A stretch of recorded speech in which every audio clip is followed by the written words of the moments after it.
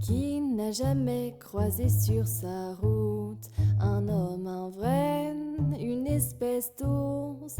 J'en ai croisé un il y a peu de temps, du genre grizzly qui faisait pas semblant.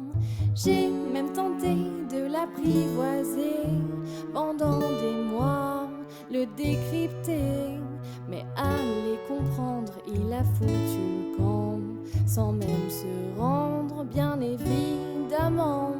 On dit très souvent des femmes qu'elles sont vraiment compliquées, mais regardez-vous messieurs, après on pourra juger. Pour décoder les hommes, il nous faudrait des années. Un manuel en plusieurs tomes pourrait peut-être nous guider. Malgré une certaine maturité, il préfère être seul que de s'engager.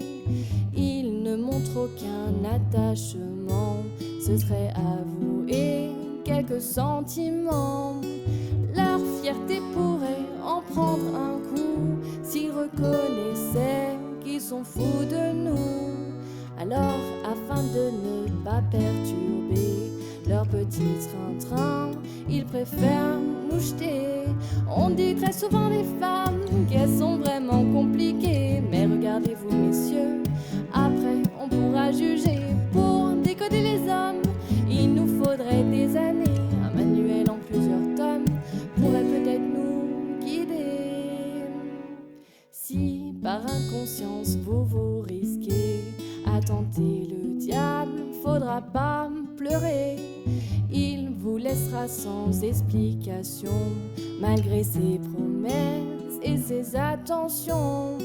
Seulement un message vite expédié, sa façon à lui de vous annoncer qu'il s'est foutu de votre gueule tout le long. C'était pas méchant, juste une distraction.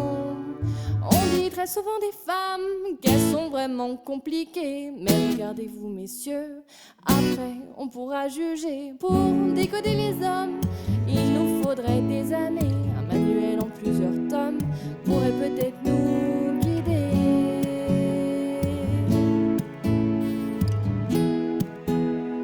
Pourrait nous guider.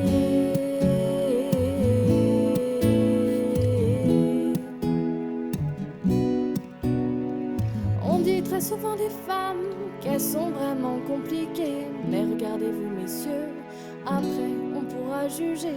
Pour décoder les hommes, il nous faudrait des années. Un manuel en plusieurs tomes pourrait peut-être nous